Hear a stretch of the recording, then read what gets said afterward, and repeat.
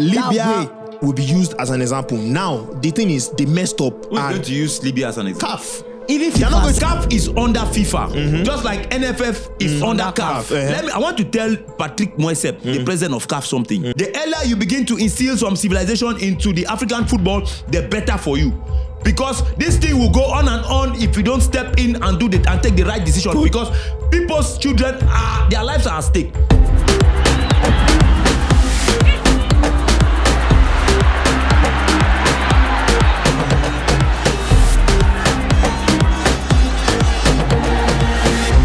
Football Banter. Hey guys, welcome to another episode of Football Banter. Like you already know on this show, no football without banter. My name is Daniel DeWine, and this episode is going to be hot. As a matter of fact, this episode, I term it the International Banter episode, okay? We're still in the international break, and there's a lot to talk about, and I have my regular guys with me in the studio here. So from the extreme left... Yeah, your number one Barcelona fan, Ibuka. And warming up hot... White House guru. Hala Madrid, hala. And always, I've got a gentleman always by my right. King Wheezy, up Chelsea. And today, we are going to open the floor with the Nigeria-Libya issue. It is quite sad what has ensued in the course of the international break. And I'm personally really, really disturbed with the way the Nigerian team were treated in Libya. Now, I remember last week, Wheezy said something about the Libyan team booking their own transportation to Uyo. And that didn't quite sit well with me because I felt they are up to something, okay? And reports coming out from their visit to Nigeria is showing that they had something in mind. I really don't get it. So, Ebuka, what's your take on? Look, everybody that has been following the African football, following international games, we know that African teams, when they are coming into your country, that is North African countries. When they're coming into your country, they tend to come with their own food, their own water, their own stuff, and try to do things their own way. And look, you are coming into my country. You are bringing your own stuff. Allow me host you. Nigeria, go and check it. Nigeria is the most hospitable club you can country you can have, or you can ever think of in Africa. The way we take care of our guests, it cannot be matched. It's in our culture. It's in our culture. I mean, and look, the Libyans came. They were coming. We organized a vehicle for them. Number one, they went to land in Port Harcourt. The question is, is there anything wrong with the airport in Uyo? There's nothing wrong with it. So the question we should be asking the Libyan people is, why land in Port Harcourt instead of Uyo? They did not allow us to actually plan things for them. They don't. I don't know why North African countries have do this, and Libya most especially. They did not allow us to host them. They did not allow us to take care of them. The planning did not give us chance. Everything that happened was not based on it was not to our own control. They were the ones that made it hard for us. They did not allow us to give them. They did not take the right advice to go to Uyo, and they went to Port Harcourt. So now I would like to ask Coach, to what end all these antics and theatrics? To what end? Because by no standards is Nigeria. No standards can Nigeria be compared to Libya. In every ramification, there is no basis for comparison. So because if it were Ghana, for example, we'll say, okay, we have a long-standing, rivalry and all that, and that's quite understandable. But Libya, why? The question you ask, it's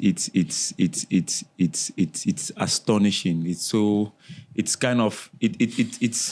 worries me a lot. I find the question, I don't know what Libyans are thinking. I don't know what they are cooking. But for sure, for one thing is, I will always say this: football is a game of fair play. Yeah, and Haaland said it that we should humble.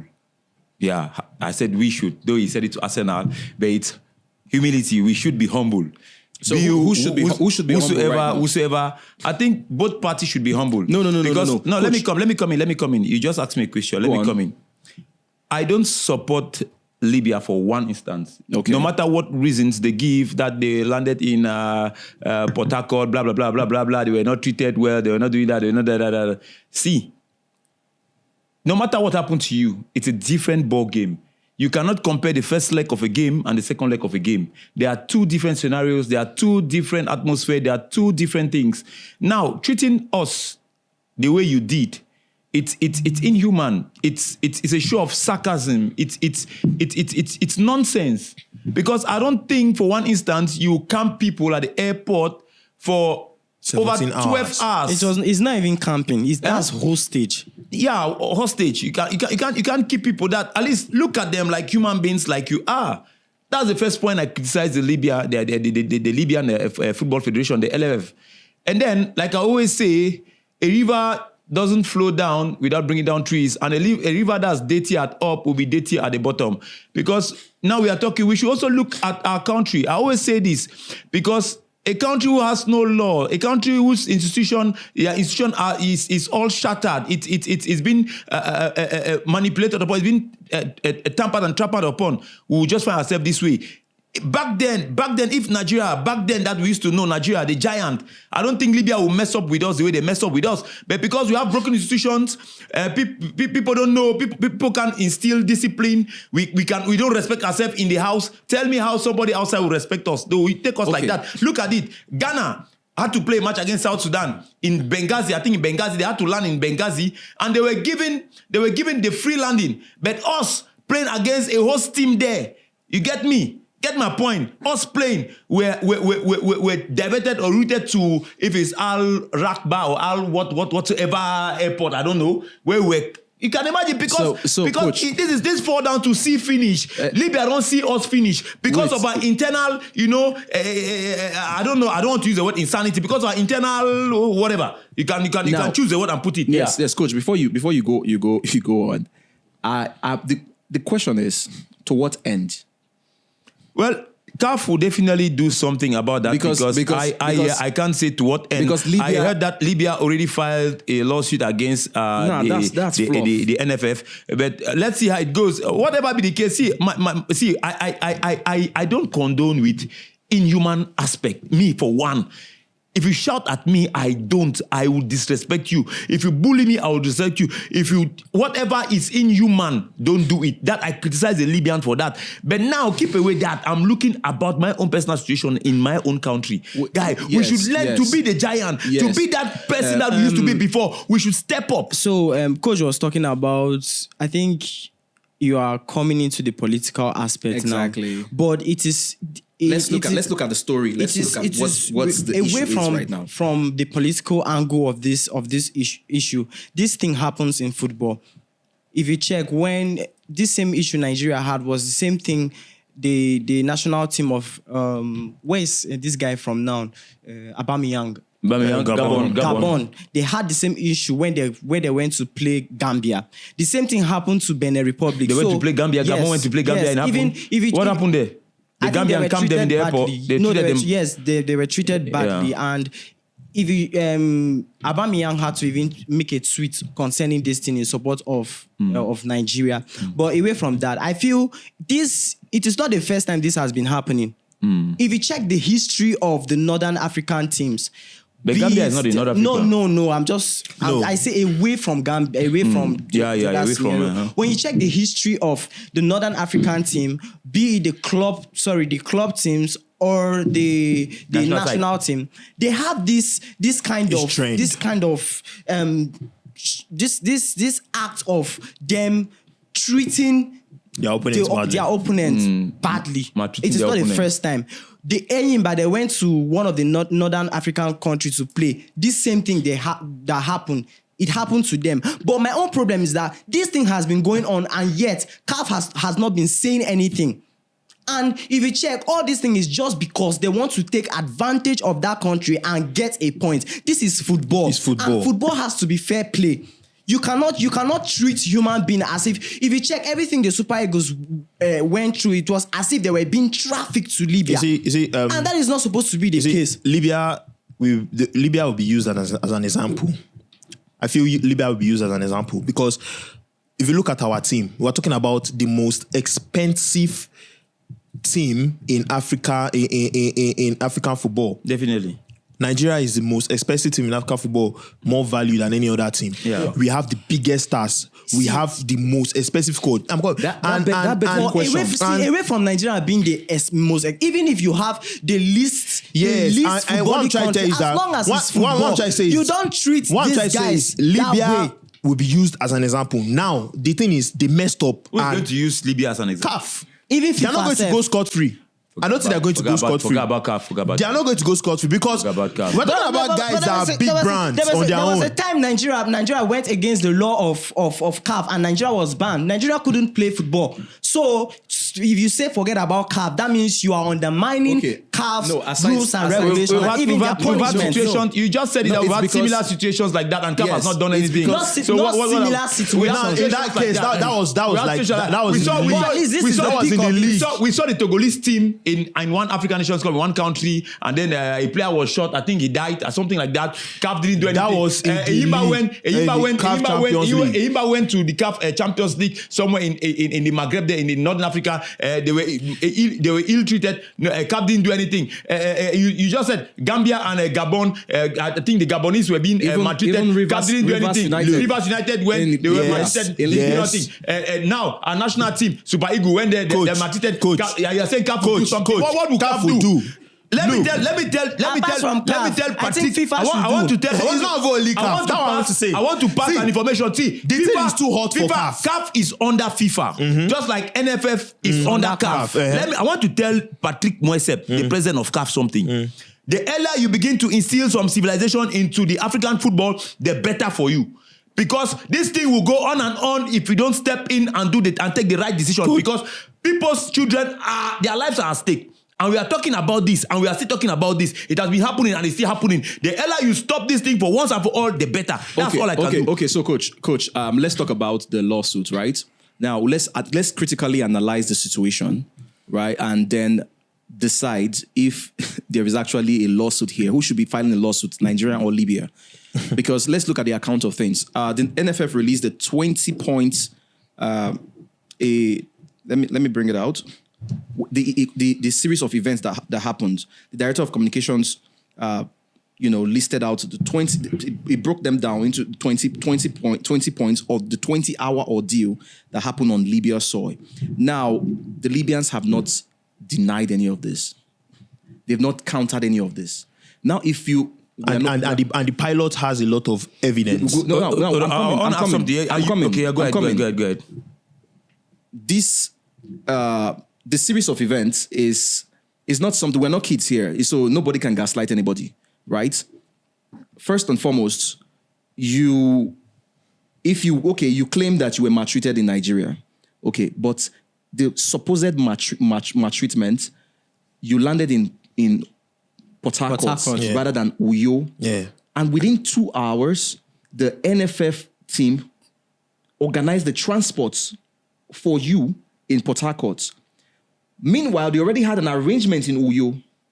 They didn't bother about the inconveniences and the loss that will cost them. They quickly put together something for you immediately in Uyo, which you turned down for whatsoever reason. They advised you not to fly, not to go by road. You refused. A provision was made for you since the mistake was already done, which is your mistake, not my mistake, exactly. Not NFF's mistake, your mistake. But NFF agreed to gave the necessary clearance, got necessary clearance from the government to help you reroute back from Port Harcourt to Uyo. You refused, citing that the extra charges on the charter flights, you are not going to bear that cost. Now, at what point did Nigeria offend Libya? Because you decide to go on roads not using Nigerians' transportation. But even at that night, the NFF still provided security for you. Now, look at your treatment of the Nigerian national team. You held them hostage because that's an hostage situation. They didn't even complain that you routed them to a different place that was not related to where they were supposed to land. At night. They wanted to book their own transportation. You stopped them from booking their own transportation. Clubs of some of the players sent in private jets. You refused them from getting access to the players. What's your plan? Kept them in a place with no Wi-Fi, no food, no water, nothing, no connection. They couldn't even. For me, throwing a lawsuit is just dumb because I don't understand. What are you trying to defend? What are you trying to say?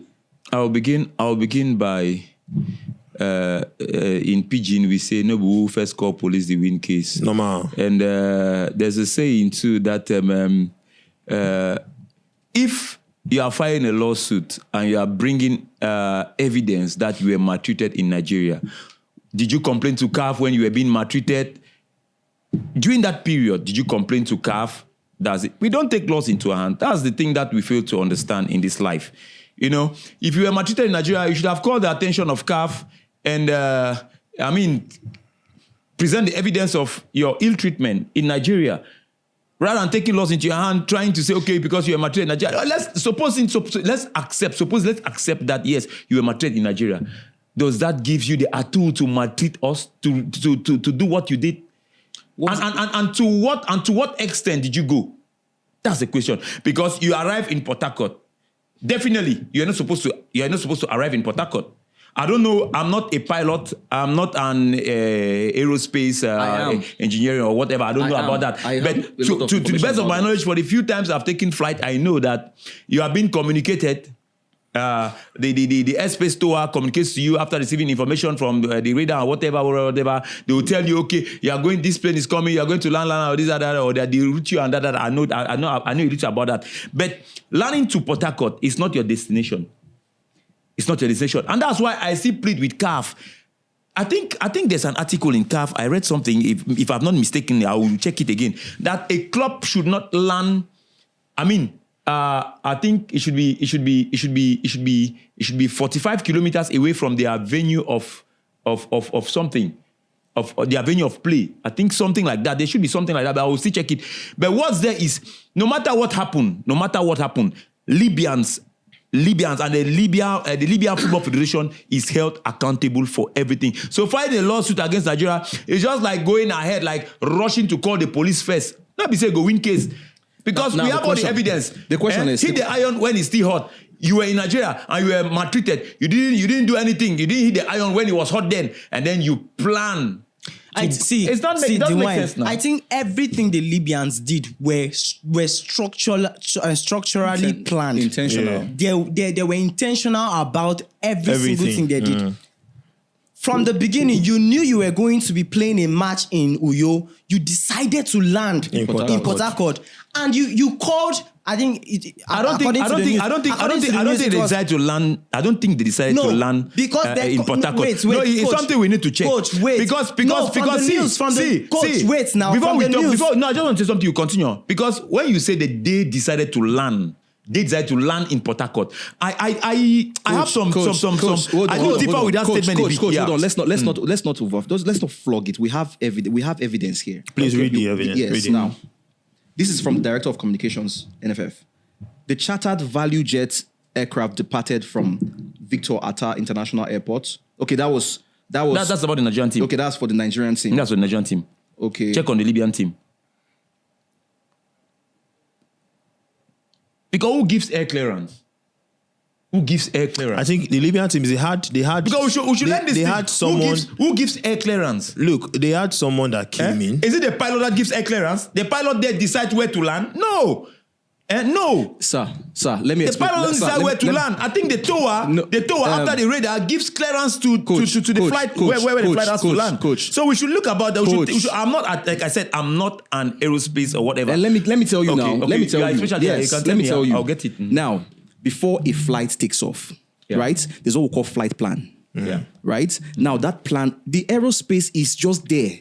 They are not the one to tell you where to go or how to go. Theirs is to just tell you it is safe to land, it's not safe to land. Except when there's weather issues or something. You, before you take off, you already had your flight plan. You already planned a flight plan. You plan from your destination to your arrival. You have your ETA, what they call estimated time of arrival. You will have your estimated time of departure.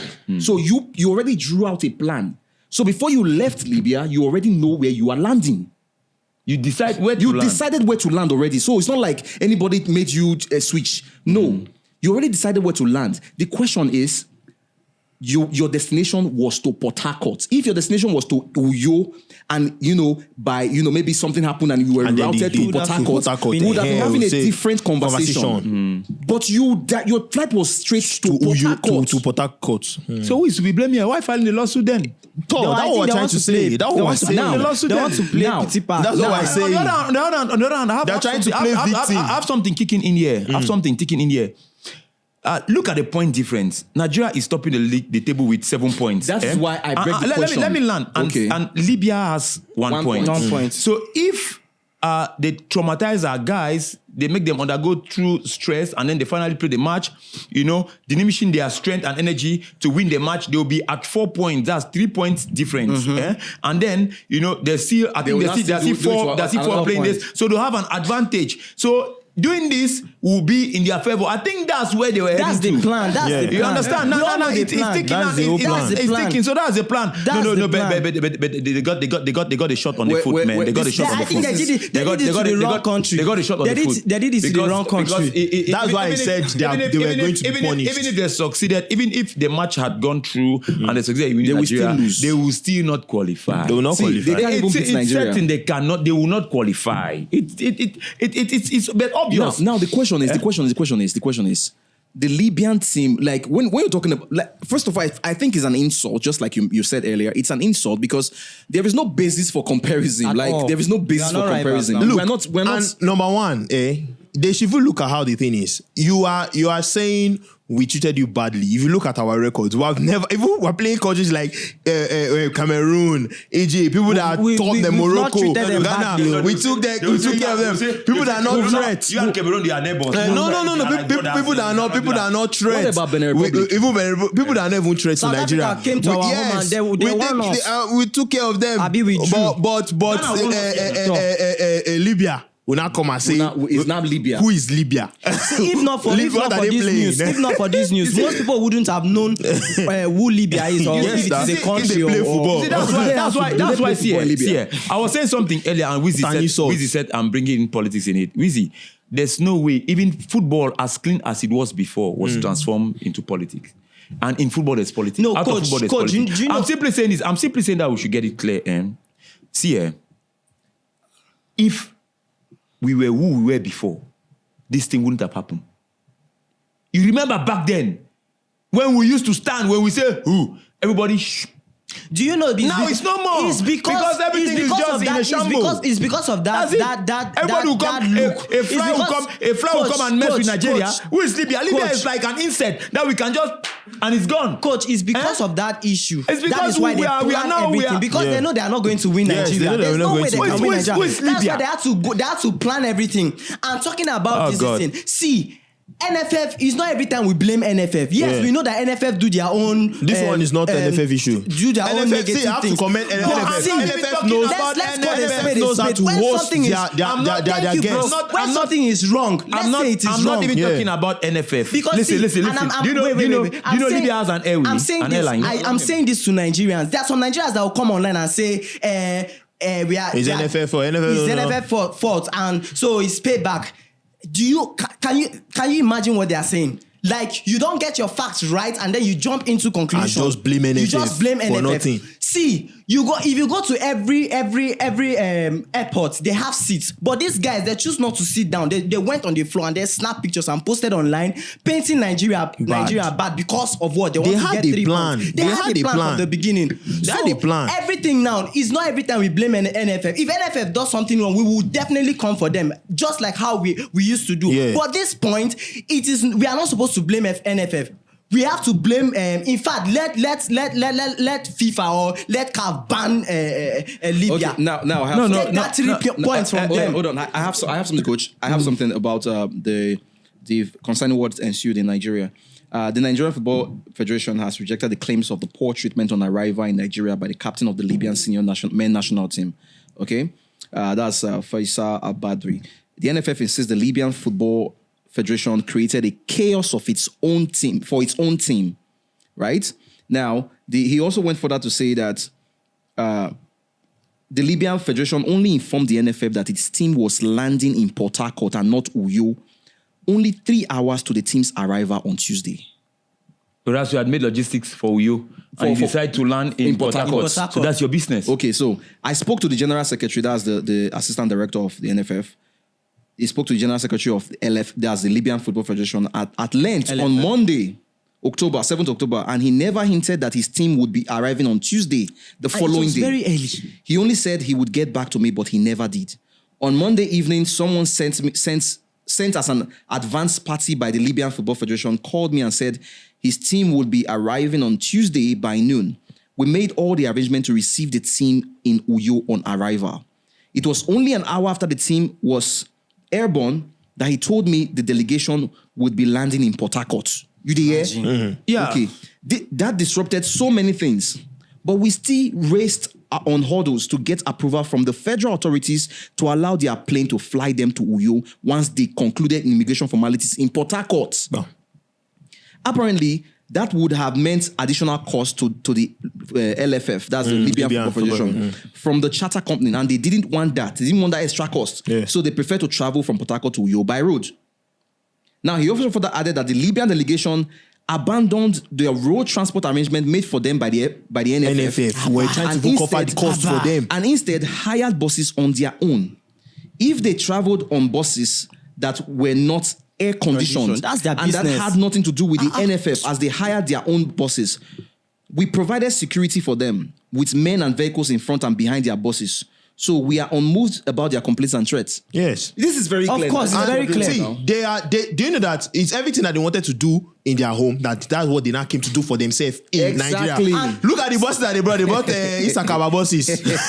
And see. And everything. Do you know why I say all this thing was planned from the beginning? Yeah. Check the game we played against Libya in Uyo. Look at the way they were that just... game, you know that they were even trying to waste time, spoil the game and everything. And they let them get that goalkeeper fell down like 6 times. That's part of the game. No, this one we know it's part of their plan. It's not part of their plan. So that when they go to their home, they will get the points. No, I will not accept. This one is not part of the game. It's part of their plan. Let me come in. There's a game plan. There's a game strategy. The game plan started from even before the match.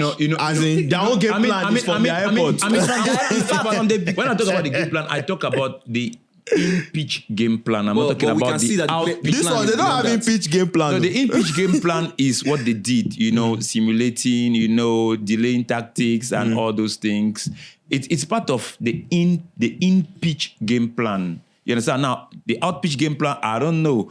I don't know. That's where I'm much more concerned. I'm not concerned about delaying in the pitch. It's but normal. Every team will do that. Even us when we lead them 1-0, we had to delay too. Yes, but normal. But so I'm talking about out of the pitch. It sounds rubbishing. It sounds stupid that you come and you find a seat in my house and you decide to sit on the floor. And funny enough, guess you what? Understand? It's silly that you arrive in my place and I decide to provide you logistics and you decide to go for a bus own. With no AC. That's an insult. And then you are projecting, and then you are blaming me or you are projecting to the whole world the image of how you were ill-treated. Meanwhile, you brought that on yourself. Good. So if that's what they want, it's actually disrespectful. See, they were ready. I think the Oscars goes to Libya. to Libya and but in spite of that, to show you that Nigeria had no ill feelings towards them, when they landed in Uyo, the provisions that was made for them, we won't try to cover their costs for them. But it's simple. It's glaring. See, every country that has come to play here in Nigeria against Nigeria, I don't think anybody has ever complained that nobody exactly that they were poorly treated. They use dark arts on them. And that's why I said the African football should, grow in a civilized manner. They should change this mindset, this archaic mindset. We should change it. Now, everywhere, be it in the club side or in the national side, we should change it. Okay. No, now, still on that thought you're raising, I just want to ask this question. What do you think should be a possible penalty for the Libyan team? Because I think the point you're making, this would be, this would be... It should be an example. Yeah, it should serve as an example to actually reinforce this idea that you're projecting. I think Libya has once been banned from football. I think they've been banned before. Yeah, I think in the international scenario, I think, was it FIFA that actually threw it in the African branch CAF? I think they were banned. So to me, I think, I don't want to look about what they should do to Libya. I want to look about the general scenario, how we can change, how we can change this African football mindset. Of course, there will be solutions. Because definitely banning them for 2 or 3 years, would that change their mindset? Exactly. So, coach. That's why I want something that will have a long-term impact. No, but coach, see, because they were banned before, I think, for similar thing, and now they came back and they're doing it. You understand? So we should look for something. Ban them for life. 10 years. 10 years without playing at home. But the thing now is that's what you're saying is like a long-term vision that the CAF should have for African football. Yeah. But right now, for events like this, there should be penalties. No, I think maybe not banning. No. Because banning, just like they should play away from home. No, just like you said, they were banned before and they're repeating the same thing all over again. So maybe not banning. Maybe they should make them pay a really substantial fine that would have and deduct 3 points from them. Impact. Money when I'm spending money. So let me come in. Let me see on something that would be so rational. That would be so on 50-50. I think CAF should first of all find the Libya Football Federation. Yeah. That's the first thing. And then second thing, they should not stop them from going ahead with the competition, with the qualifiers. They should place them away from home. They should play away from far, whereby their logistic will be so much expensive that they will regret for at least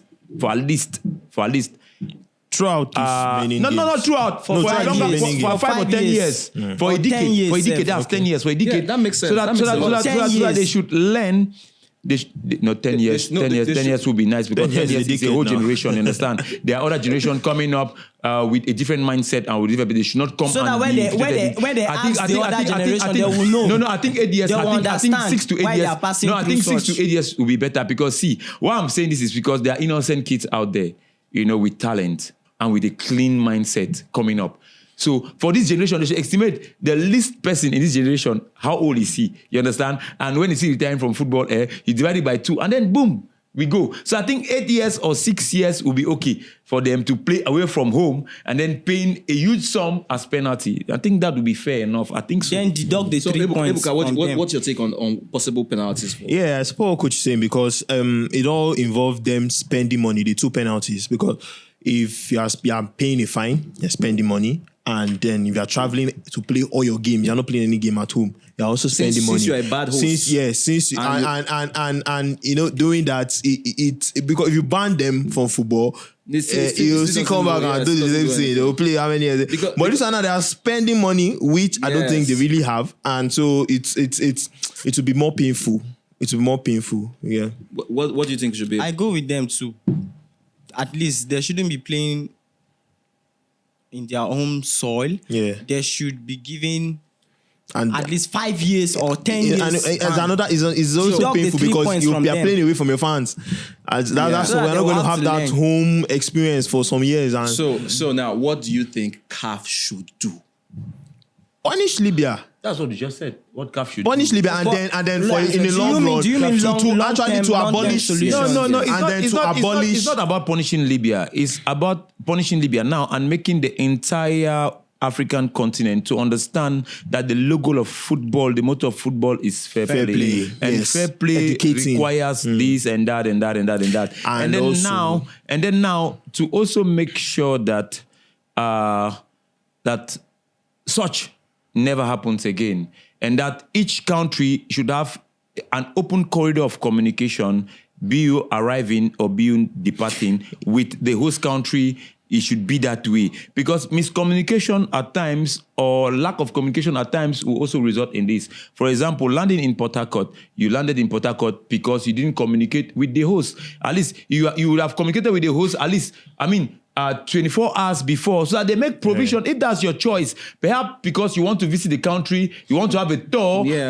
by road, so that the country should provide those. That's how football is. That's how football is. Because I landed in Mwenda in Congo when I was playing against TP Mazembe because we had to move over to the capital. So we landed in Mwenda because we wanted to see the natural endowment, the forest and everything, the wild things. You understand? Yeah. They might also want to do that to see, Nigeria's infrastructure.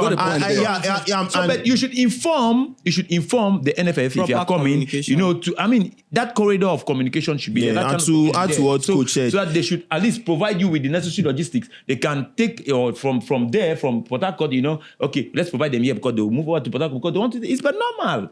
And in case there's also a good means of communication, and then any country still want to have its own bad motive, I feel CAF should actually have representative in every country, every host country that is going to see to the arrangement of every I think they have travel and everything. No, like everything should be going through. Like I don't know, if anything you do, it must go through CAF. CAF should see everything. That's why we have the NFF. So that now, I know that's why we have the NFF, because the NFF is the direct arm of CAF in your country. Okay. Yeah. So I think what the Libya did is they undermined the NFF. To have done what they did is undermining the NFF, and which is not good because the NFF is the arm of CAF in that country. So you need to keep that. That I was talking about. The corridor of communication, line should be open 24 hours before. Inform them, okay, we are leaving at so and so time. In fact, your itinerary, everything should be on paper. They should have a copy, either soft copy or hard copy. Whatever I want to do, they should have it. It should be documented, so they know you are landing at 11:22. You land in Port Harcourt at 11:22. Bam, we already make logistics for you, transportation, and perhaps if you want to stay there, since you might decide to land 3 days before the match. Normally we do land 2 days before the match. You can decide to land even 1 week before the match.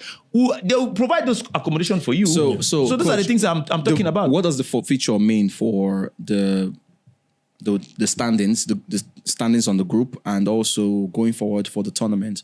What does Nigeria forfeiting that match? What does it mean? Is it that they would eventually get them to play the match, or forfeiture simply means it's 3 points given to the Libyan team. But it's not, I don't think it's forfeiting because from my research, the NFF actually made it clear to CAF. I think they wrote to CAF. The CAF is properly totally informed that they will leave because of the inhuman treatment. And so they left, which the only thing CAF might do if CAF didn't give them clearance, because there's a difference between telling me you are leaving and me accepting you to leave. So if CAF gave them the go-ahead, definitely the match will be rescheduled and penalties will be levied upon Libya. But if CAF didn't do that, it means CAF will consider it a boycott of match. Perhaps penalty will be levied on Nigeria and levied to Libya, and then the match will be adjourned, will be rescheduled somewhere to be played. So I think that's what that's what is going to happen. But that they are going to give 3 points to any team, it's wrong. It cannot happen. Not that it cannot happen, but I don't think it will happen. Not that it cannot happen, because it all depends on the judgment of the Court of Arbitrary and whatever that is going to go on in CAF between the LFF and the NFF. So they are going to sit down, they are going to deliberate on that, and they are going to see a way forward. But what I'm saying is CAF should understand that the Libyans were not ill-treated here in Nigeria. And they don't have any evidence on that. And if they have any evidence on that, they should bring it. And why didn't they complain it before? Why now when they've treated us poorly? Okay. Why now? And, okay, let me just say something. Thank God the players are back. Like, I mean, it Good was to be a home. horrible situation. Very traumatic, actually. To matter of go fact. through. Thank God they are safe, they are sound, and we'll focus on the next game against Benin Republic and. Where were we playing that game? Here in Nigeria or out or Yes, then Benin? Benin We are going Republic. there, we are going neutral. there, It's going to be a neutral ground. On neutral ground. And then Rwanda will be coming to Nigeria for the next game. So we'll focus on the game. Any other information concerning this one we are supposed to play today against Libya, then we move from there. But the most important thing is that the players are fine, are safe, because life is more important. Yeah.